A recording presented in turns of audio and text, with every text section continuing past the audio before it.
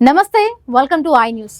సరిహద్దులు, కలలు, ఆశలు, ఆపై వాటన్నింటినీ ఛేదించుకుంటూ వచ్చిన నిస్సహాయత కలిసిన ఒక కన్నీటి గాథ.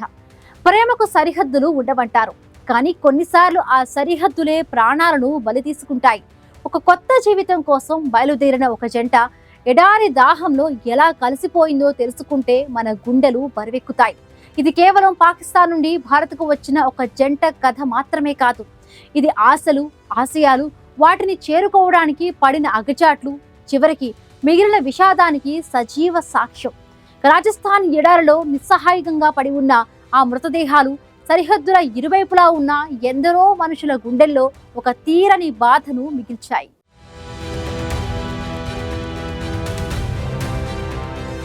ప్రేమకు సరిహద్దులు లేవంటారు. ఆ ప్రేమతోనే సరికొత్త జీవితాన్ని ప్రారంభించారని ఆశపడ్డారు ఆ ఇద్దరు యువ హృదయాలు. పాకిస్తాన్లోని సింధ్ ప్రావిన్స్ కు చెందిన 17 ఏళ్ల రవికుమార్, 15 ఏళ్ల శాంతిభాయ్ 4 నెలల క్రితమే వివాహ బంధంతో ఒక్కటయ్యారు. వారి కలలన్నీ భారత్ గడ్డపైనే చిగురించారని ఆశించారు. బంధువులు, మిత్రుల మధ్య నవవధువుగా, నవవరుడిగా మారిన ఆ యువ జంట త్వరలోనే భారత్ లో తమ భవిష్యత్తును నిర్మించుకోవాలని ఊహించుకుంది. అయితే విధి మరోలాతలు. భారత్ లోకి ప్రవేశించడానికి వీసా దరఖాస్తు తిరస్కరణకు గురికావడంతో వారు దొడ్డిదారిన ప్రవేశించాలని నిర్ణయించుకున్నారు. బహుశా ఆ క్షణంలో వారికి తెలియదేమో వారి మార్గం ఇంతటి విషాదంతో ముగుస్తుందని.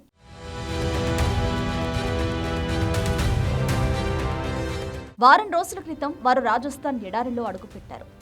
చేతిలో ఒక ప్లాస్టిక్ క్యాన్లో ఉన్న కొద్దిపాటి నీరు, అదే వారి ఏకైక ఆసరా.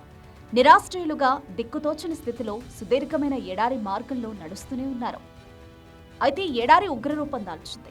నిప్పులు కురిపించే ఎండ, మైళ్లకు మైళ్లు విస్తరించిన ఇసుక దిబ్బలు, అంతకంతకు తగ్గిపోతున్న నీటి నిల్వలు. నిస్సహాయంగా మారిన వారి శరీరాలు ఒక్కొక్కటిగా సహకరించడం మానేశాయి. రాజస్థాన్ ఎస్పీ వెల్లడించిన వివరాల ప్రకారం ప్లాస్టిక్ క్యాన్లోని నీళ్లు అయిపోవడంతో వారి ప్రాణాలు గాలిలో కలిసిపోయాయి. డీహైడ్రేషన్ కారణంగానే వారు మరణించి ఉంటారని పోలీసులు ప్రాథమికంగా అనుమానిస్తున్నారు. ఒక కొత్త జంట, కొత్త జీవితంపై నిండైన ఆశలు, ఆపై అనుకోని విధంగా మృత్యువు ఒడిలోకి చేరుకోవడం. ఈ ఘటన ఎన్నో ప్రశ్నలను, బాధను మిగుల్చుతోంది. సరిహద్దుల మధ్య ప్రేమలు, జీవనోపాధి కోసం చేసే వలసలు, ఇవి మానవత్వానికి చేస్తున్న సవాళ్లు కాదా? ఈ అమాయక మరణాలు ఎవరి నిర్లక్ష్యానికి నిదర్శనం? అవును, ఇది కేవలం ఒక వార్త కాదు, 2 జీవితాలు, వారి ఆశలు, కలలు అన్ని ఎడారి ఇసుకలో కలిసిపోయిన తీరు మనల్ని కలవరపరుస్తాం. ఇలాంటి ఘటనలు పునరావృతం కాకుండా ఉండాలంటే సరిహద్దుల వద్ద మానవతా దృక్పథంతో కూడిన పరిష్కారాలు లభించాల్సిన అవసరం ఎంతైనా ఉంది. ఈ విషాద ఘటనకు సంబంధించి పోలీసులు మరింత లోతుగా దర్యాప్తు చేస్తున్నారు. వారి ఆత్మకు శాంతి చేకూరాలని కోరుకుందాం.